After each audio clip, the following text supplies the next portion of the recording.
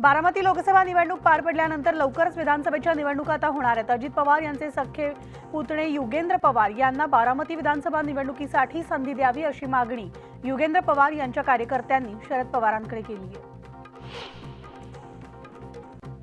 शरद पवार हे आजपासून 3 दिवसांच्या बारामती दौऱ्यावर आहेत। तर लोकसभा निवडणुकीत महाराष्ट्रात मिळालेल्या यशामुळे पवारांना भेटण्यासाठी गोविंद बागेत नागरिकांनी मोठी गर्दी केली आहे।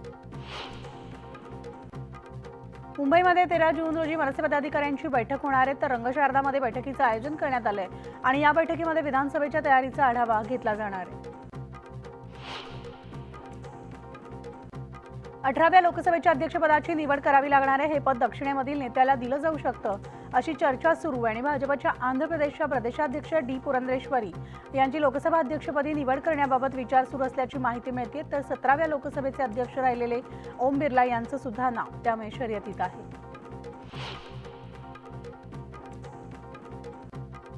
भारतीय जनता पक्षाचा नवा राष्ट्रीय अध्यक्ष नागपुरामधील राष्ट्रीय स्वयंसेवक संघाच्या मुख्यालयात ठरणार आहे। तर भाजप नेत्यांनी नव्या अध्यक्षांच्या निवडीची जबाबदारी RSS वर सोडली असून या पदासाठी भाजपचे राष्ट्रीय सरचिटणीस सुनील बन्सल, विनोद तावडे आणि ओम माथुर त्याचबरोबर माजी केंद्रीय मंत्री अनुराग ठाकूर यांच्या नावाची चर्चा आहे। मनोज जरांगे पाटील यांच्या आमरण उपोषणाचा आजचा 4था दिवस आहे। गेले 3 दिवस डॉक्टरांच्या पथकाकडून त्यांची तपासणी करण्यात आली आहे, मात्र त्यांनी उपचार न घेतल्यामुळे आज 4थ्या दिवशी त्यांची प्रकृती खालावली आहे। काँग्रेस प्रदेशाध्यक्ष नाना पटोले यांच्या नेतृत्वाखाली काँग्रेसचं शिष्टमंडळ संध्याकाळी 5 वाजता राज्यपाल रमेश बैस यांची भेट घेणार आहेत। तर यावेळेस ते राज्यातील महत्त्वाच्या मुद्द्यांवर चर्चा करणार असल्याची माहिती मिळते। अहमदनगर जिल्ह्यात पावसाने जोरदार हजेरी लावली आणि या पावसामुळे आता बळीराजाची चिंता सुद्धा काही अंशी मिटली आहे। तर पहिल्याच पावसात सर्वत्र पाणीच पाणी झाल्यामुळे नदी नाले सुद्धा वाहून लागले।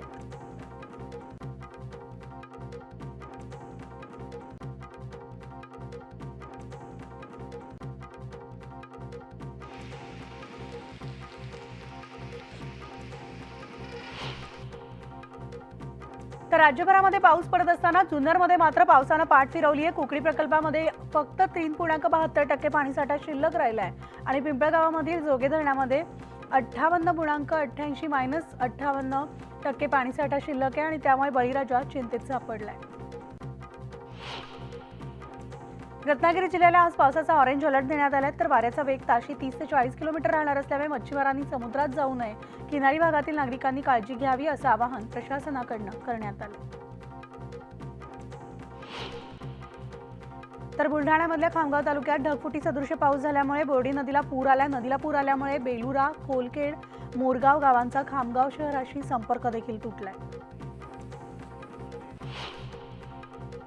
पंढरपूरमध्ये पहिल्या पावसातच येवतीचा तलाव भरलेला आहे आणि येवती तलाव पंढरपूर, मोहळ, मोडनिंब मधील काही गावांची तहान भागवतो। तर तलाव भरल्यामुळे आनंदित झालेल्या नागरिकांनी तलावाची खणा नारळानं ओटी देखील भरली आहे। हिंगोली जिल्ह्यामधल्या बहुतांश भागामध्ये खरीप हंगामाच्या पेरडीपूर्व मशागतीची कामं आता पूर्ण झाली आहेत आणि काही भागांमध्ये शेतकऱ्यांची कामं अंतिम टप्प्यात आहेत। तर शेतकऱ्यांना आता केवळ दमदार पावसाची प्रतीक्षा आहे।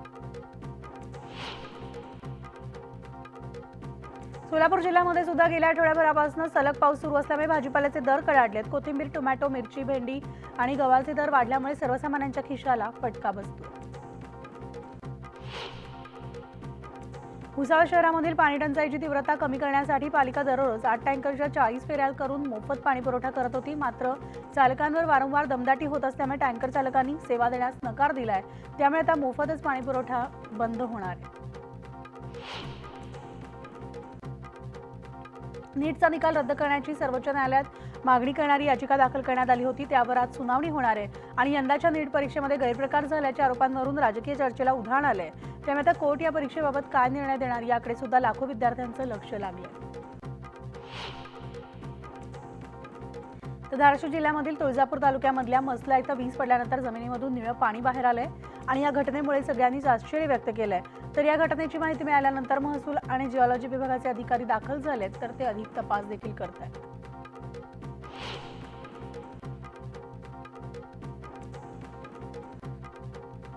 गोंदियामधील आमगाव देवरी रोडवरील बामणी रेल्वे क्रॉसिंग जवळ मृतदेह आढळल्यामुळे खळबळ उडाली आहे। मृत व्यक्तीचे पाय कपड्यानं बांधलेले असल्यामुळे घातपात झाल्याचा प्राथमिक अंदाज वर्तवला जातोय आणि या प्रकरणी आमगाव पोलीस अधिक तपास करतायत।